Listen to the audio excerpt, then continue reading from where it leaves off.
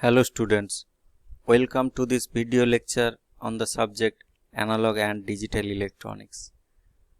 This is the undergraduate course for the stream Computer Science and Engineering. The subject code of which is ESC 301. Today I am going to discuss on the topic 555 timer as astable and monostable mode. Myself Gaur Gopal Jana, Assistant Professor, Department of Electronics and Communication Engineering, Greater Kolkata College of Engineering and Management. In previous lecture, I have discussed detail about 555 timer and also the construction and working of 555 timer as a monostable multivibrator. Today I am going to discuss the construction and working of 555 timer as astable mode and also the construction and working of 555 timer as a bistable mode. After that, I will discuss the applications of 555 timer. Okay. So students, let us go to the topic.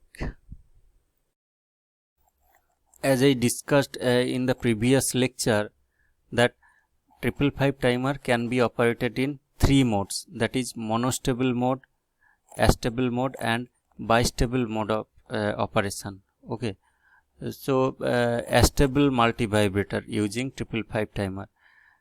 As we also know that in astable mode there will be no stable level, that is stable state at the output. Okay, and the output will keep changing between high and low.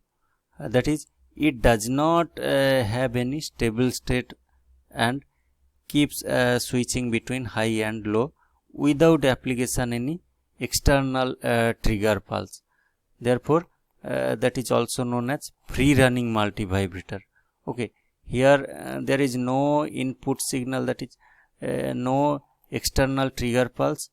If we just power on the multivibrator circuit, then we will get a rectangular wave pulse from the output. Therefore, the astable multivibrator is a rectangular wave oscillator also. Okay. So this is the setup of astable multivibrator using 555 timer. Here two resistor R1 and R2 and a capacitor C1 is used. These R1 these resistors and capacitor is used for timing components, used as a timing components. By changing the value of resistor and capacitor, we can change the duty cycle of the output waveforms. Okay, here also threshold and trigger pin is joined together, which is connected to the capacitor C1. Now what happens if we switch on the power supply voltage VCC? Now initially we can assume that the capacitor voltage is 0. When the capacitor voltage is 0, this 0 voltage is connected to trigger and threshold input. Also we know that the reference voltage in this point is 2/3 VCC and the non-inverting terminal voltage of comparator 2 is 1/3 VCC. As this terminal is low, therefore the comparator 1 output is low, okay, which is logic 0, and also when this trigger input is low, the comparator output is logic 1. Therefore the S input is logic 1 and R input is logic 0 for RS flip-flop. Therefore the complementary output Q bar is equal to 0, and when the inverting buffer stage input is 0, output is high. So at the time of initially when the power switch is in just on state, the output is in high state. Okay, so as this voltage is logic 0, the base of the NPN transistor is 0, therefore the transistor is in off state. Therefore the capacitor will charges through resistor R1 and R2. So this is the charging path of capacitor. Therefore you can say while the capacitor C1 is charging, the output of the 555 timer is high, and we will see just after this part we will see how the output will be low during the discharging of this capacitor. Okay, now during the charging of this capacitor C1, when the voltage across it reaches in 1/3 VCC, okay, the output of this comparator changes from high to low. Okay, but comparator 1 output retains its previous value, that is low. So when both the inputs of RS flip-flop is low, the output will be in the same state, that is in previous state, so which is in low state. So therefore capacitor C1 keep charging.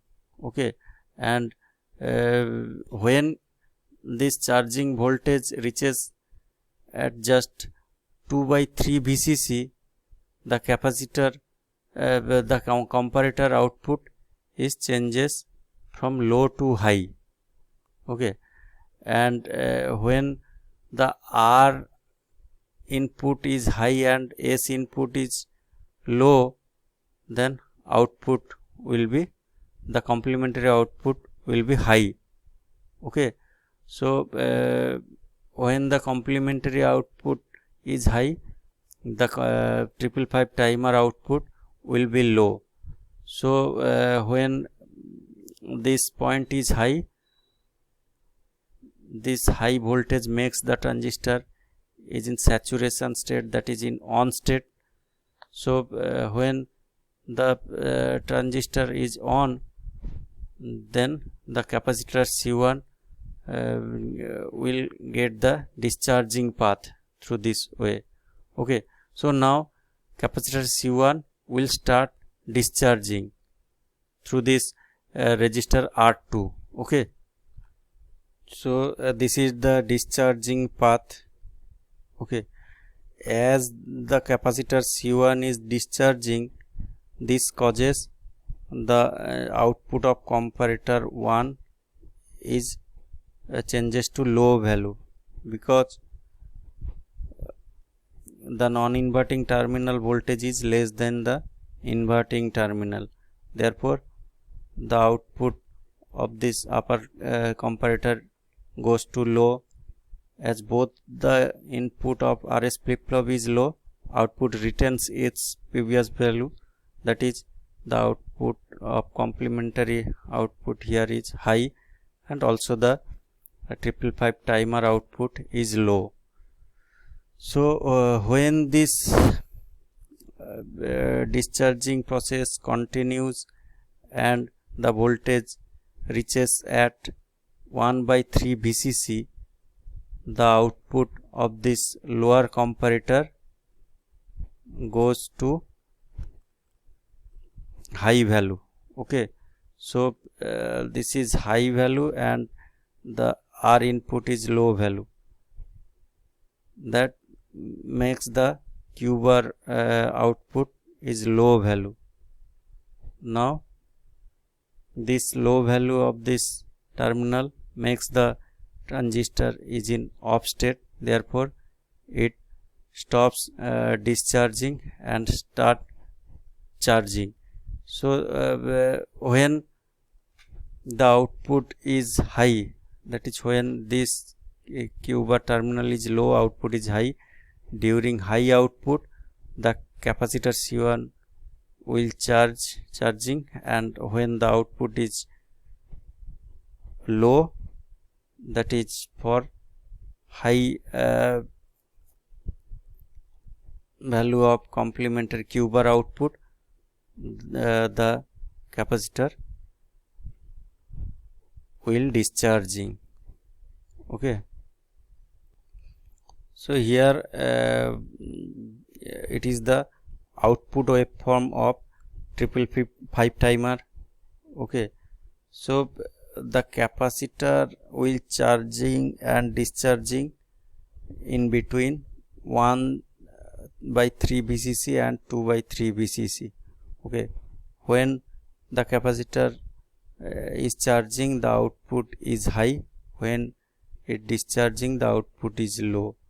So this process will repeating continuously as long as the power switch is on for this 555 timer. Okay, therefore without applying any input trigger pulse or external pulse, we will get a rectangular pulse from 555 timer output. So this is the stable operation of 555 timer. Now we can also calculate the time period of the output pulse, also the time duration of high output state and low output state. Okay, we know that time period is the summation of high state output plus the duration of low state output. Also I have earlier told that the by changing the value of resistors and capacitor, we can change the duration of this on state and off state of the output pulse. Okay, now also I have told that during the charging of the capacitor, the output is in high state, and during the discharging, the output is in low state. So charging time is given by when the output is high state. This is the charging time, that is equal to 0.693 into Ra plus Rb into C. And we know that during the discharging, the output is in low state, which is equal to 0.693 into Rb and C. Okay, we have earlier observed that the capacitor will discharge through resistor Rb and charging through Ra and Rb. So the total time period T is equal to T1 plus T2, which is equal to 0.693 into Ra plus 2Rb into C. So by this equation we can calculate the time period. Also we can calculate the frequency. When we get the value of time period, then we can calculate the frequency. So frequency is equal to 1 by time period, and percentage duty cycle is equal to T high by T, that is time period, high state by total the duration of high state by time period into 100%, that is the duty cycle, which is also equal to Ra plus Rb by Ra plus 2Rb into 100% as per the previous formula. So by this way we can calculate the duty cycle, also the output frequency. Okay, now the bistable multivibrator using 555 timer. Okay, as we discussed in earlier lectures that bistable multivibrator has two stable state. Okay, that is output high state and output low state. To change one stable state to another stable state, we have to apply an external trigger pulse. Okay, so after changing one stable state to another stable state, it retains in this present stable state until a next trigger pulse is applied. Therefore, the bistable multivibrator have two input and also the two output. Okay, therefore it is also known as flip-flop. So here two inputs are trigger input and reset input, which I am going to discuss. Okay, so let us go to the main circuit. Now this is the circuit configuration of 555 timer as a bistable mode. Okay, here we can see that there is no such type of charging capacitor connected in any portion of the circuit, but by controlling these two input, that is trigger input and reset input, we can change the output state, that is out from one stable state to another stable state. Okay, here we can see that the threshold terminal is connected to ground. Also the trigger input is connected to supply pin through a resistor R1, and also the reset pin is connected to the supply voltage through resistor R2. Okay, here two trigger pulse is applied to these two terminal. By pressing this button, we can momentarily give the trigger pulse as a ground potential. Okay, by pressing this switch, momentarily a ground 0 voltage is applied to these inputs. So this is the circuit configuration, okay, of 555 timer. Now how it operates? As we know that these the reference voltage at these two terminals is, here is 2/3 VCC and here is 1/3 VCC. Okay, initially when there is no trigger pulse, okay, by applying the power switch in on state, the comparator, both the comparator output is in 0, because as in lower comparator the non-inverting terminal is connected to VCC, so output is low, logic 0, and also as the non-inverting terminal is in ground potential and the inverting terminal voltage in high compared to non-inverting terminal, therefore the output of this upper comparator is also the logic 0. So as we know that if the S and R input is 0, that time the output is retains in its previous state. So the complementary output is high, also the 555 timer output is low. Now if we press the trigger input button, okay, now when we just on this button, momentarily a 0 voltage is applied to this inverting terminal. Therefore the non-inverting terminal voltage is high compared to non-inverting terminal. Therefore the output of this lower comparator is high, and it retains in low output because no voltage changes in these two terminals. Therefore when the S input is 1 and R input is 0, the output state will changes from 0 to 1. At the same time the complementary output is 1 to 0, and also the 555 timer output is high. So this output high value retains as long as the another trigger pulse is applied.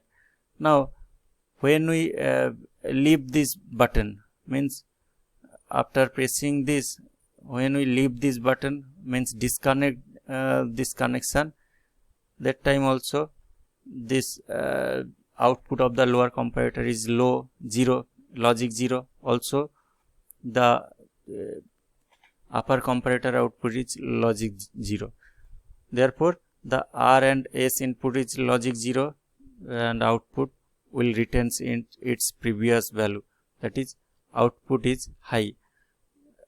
So we can say that by giving the trigger input, the output changes from 0 to high value. Okay. So as long as there is no trigger pulse in another input, so output returns in this high value. Now if we apply a trigger pulse in this switch, by this switch, that is S2, then what happens? This is connected to reset pins. This reset is active low. So as long as there is no low voltage, okay, 0 voltage, this reset operation will not enable. So when we press this reset button, reset input, then the output of this flip-flop again changes its output value, that is the output Q is low value and Q bar is high value. So output again return to its 0 value. Okay. So simply by applying the trigger pulse in reset pin, output will be changes from high value to low value. Okay. So now this output value retains as long as another input is applied. So by changing the value, by giving the trigger pulse to these two inputs, we can change the output of the 555 timer. So two input signals required to change one stable state to another stable state. Okay. Now by this waveform we can summarize the operation of the bistable multivibrator. So by applying the trigger input, the multivibrator output is changes from low value to high value. So this high value retains as long as another trigger pulse is applied. When the reset input is applied, the multivibrator output value is changes from high value to low value. So this is the output waveform of multivibrator, bistable multivibrator. Okay. Now the applications of 555 timer. 555 timer is the most important integrated circuit, okay, which is widely used in digital electronics. Some common uses and applications of 555 timer are precision timing pulse generator circuit, and it is used in sequential timing circuit, time delay generation, linear ramp generation, cascaded timers. It is also used in frequency dividers and voltage controlled oscillator and LED flashers. So the vast applications of 555 timer are there. Okay.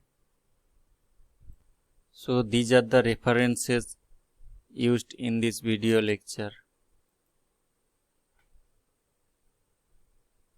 and if you have any question regarding the topic discussed today, and also if you have any difficulty to understand any portion of this lecture, then you can contact me through these email IDs. Okay. Thank you. Have a nice day.